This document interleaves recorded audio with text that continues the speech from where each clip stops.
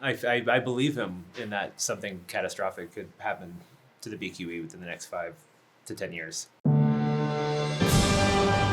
Hello and welcome to the Vulture Spot. We are here with John Wilson, the director of The History of Concrete. Can you tell us a little bit about, well, not just The History of Concrete, but about the film The History of Concrete? I tried to make a documentary about concrete, but it didn't seem like the industry wanted that. So I tried to find a more clever way to make the movie I wanted by using a Hallmark rom-com formula. The style of the movie is a bit in line with your show, How To from HBO, but how did you approach it differently than the show? I tried to just spend more time with the people that I featured in the movie and tried to flesh them out more a bit as kind of like individuals. And I don't know, I think that with How To, it was like a hard 28 and a half minutes that we had to adhere to, and being able to expand it was really liberating, but also kind of terrifying. And part of the movie is about like the agony of being able to do whatever you want, and kind of like how sometimes constraints are necessary either to structure your life or to have something to push against. Were there questions that they gave you that like changed the way you thought about the film, or was it more like, you guys don't get it? I think it was more that they didn't have questions. Yeah.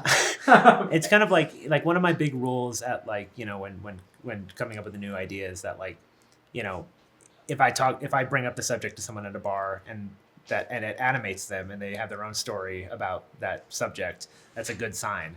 But whenever I brought up concrete at a bar or something, it would just flatline. And it was like, conversation killer. And, but there was something really exciting about that to me as like a challenge. Yeah. To try to make it funny. The film like sort of jumps off with you becoming a landlord. Do you think it changed you creatively? Yeah, there's a lot of transparency with like the building that I bought from my landlord now and my friends that live, there too. And because a lot of the movie is about a big kind of subtext of the movie is about affordable housing, and I really wanted to be transparent about a lot of my exact situation, just because like I think there's a lot of opaqueness around that stuff that makes it harder to talk about. Yeah, that does make me think. The film it's so deep on New York City built environment and like these like municipal issues. Which is obviously, I feel like has been really brought to the forefront by our new mayor. I feel like there's a lot of enthusiasm about these types of things in New York right now with Mamdani taking office. Do you think your story, like as you were working on it, did you feel the energy of the stuff you were working on now more in the public? Like, did you feel like your story was going to resonate more now in New York? Yeah, I mean, I'm curious what Mamdani would think about a movie like this. Because there is a big push for affordable housing. But I think that there's a bit of nearsightedness in certain ways, and I didn't really hear anybody talking about the actual physical material that it's being made from, and I just wanted to investigate that. In terms of New York City, like the most dramatic moment of the movie for me is when you talk about the BQE and how it's like a complete hazard. How do you feel after like diving into it? Are you scared to drive on it now?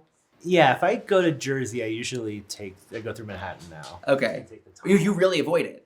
Yeah, usually. Wow. Yeah, it's kind of like, it feels like playing musical chairs. I believe him in that something catastrophic could happen to the BQE within the next 5 to 10 years. I am curious about the world of releases, especially now like, with this being separate from HBO. Like you have, you feature this Man of the Year party you went to, like doing independent film, like, where do you find the line of like when you're going to make someone sign a release? If they're a public figure, you have a better shot. But we got a lot of releases from the show.